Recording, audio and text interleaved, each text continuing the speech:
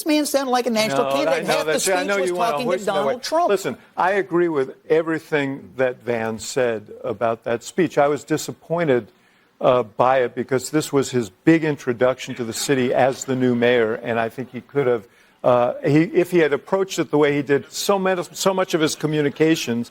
This was a shouted speech, not a talk with the city on the night of his election, ushering in a new era. But let me say that, and I was happy to hear him with a full-throated denunciation of anti-Semitism. I was happy to hear him talk about working side by side with the police to reduce crime and violence. But the one thing that I will say that I'm happy about is to hear Scott Jennings talk about how he is repulsed by divisive speech. and I think that everyone should note this, and I think you should carry it forward and use that index to judge all of our leaders. I'm repulsed by socialist speech. Which, again, drives me crazy that this guy's politics is being viewed as some sort of novelty, as some sort of outlier, as though it's so bizarre that there's someone who, wants to control rents a little bit and make groceries a little bit more affordable and has actually got a plan to do that. And it was, oh my God, it's the end of the world. There's a Democratic socialist in the mayor's office in New York now. But get used to it.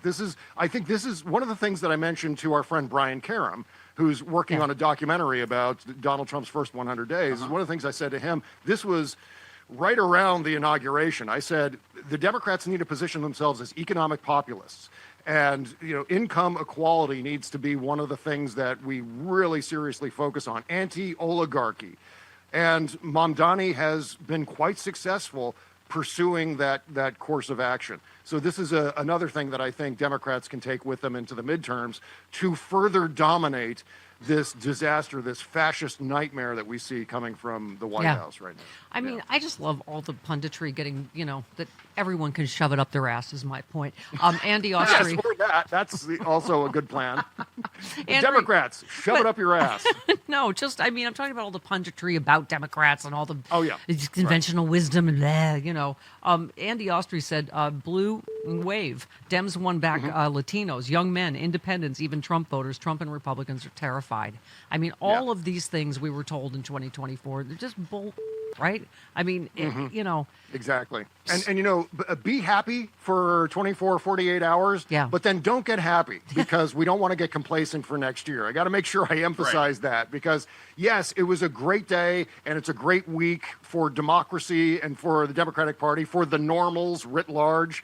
But what we have to do is focus on the even bigger prize, which is checks and balances against Donald Trump, finally, with huge majorities in the House and the Senate next year. So we got to redouble our efforts for winning next year. Save one last one for you, Ron Filipowski, who I know you know, but he said, I've now read a few dozen different takes from Republicans on last night's election results, and none of them have concluded that Trump is responsible for it in any way.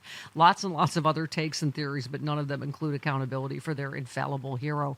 To which I say, good. And he goes on to say, Trump, surrounded by sycophants, lickspittles, and toadies who praise and worship him in his gilded palace, can't imagine why his subjects aren't eager to trade their constitutional Republican rights for his will, since he knows more than anyone else about everything. I mean, clearly from his posts so far, he just does his usual, not his fault. It's because he wasn't on the ballot. And it's like, oh, you effing were on the ballot, man. Oh, yes. You were the only thing on the ballot. Oh, yes, and that's why I don't mind actually giving Republicans advice to distance themselves from Donald Trump now before it's too late for them, because I know they're not going to take that advice. I know they will do the exact opposite of all of that. So it's fine. It's fine. You can say that sort of thing, and they're not going to. They're going to obviously continue to genuflect before Donald Trump. They're going to continue to cosplay as Donald Trump for his own entertainment, which is so meta and bizarre. But yeah, that's the Republican Party is going to make all the wrong decisions. Well, they're meeting this morning, reportedly. Bob, I mean, does this change their calculus on this shutdown? You can't tell me they don't know behind closed doors that this was a giant FU to Trump and Republicans last night, and that they are absolutely getting blamed for the shutdown. Does it change? Yes, exactly. That's the other factor in all of this is, again, they are screwing their own voters. The Affordable Care Act subsidies are hugely popular among Republicans, first of all, extending the subsidies. I think the latest poll was something like 57% support expanding the ACA subsidies. But also, the majority of people who are on the ACA marketplaces and getting those subsidies are in red districts and red states, states that Donald Trump won, districts that are held by Republican members of Congress. And they're the ones who are, I mean, obviously, everyone on the ACA marketplaces are going to be screwed, but it's going to be Republicans who are, by a significant margin, screwed out of their incomes. By 114%, the subsidies will go up for them. Bob, to your point, Senator Gallego of Arizona tweeted, just got this message from a constituent. Holy crap, my ACA health insurance premium jumped from $763 to $1,195. This is a 64% increase. It's 23% of my income. Holy crap is right. Republicans chose this.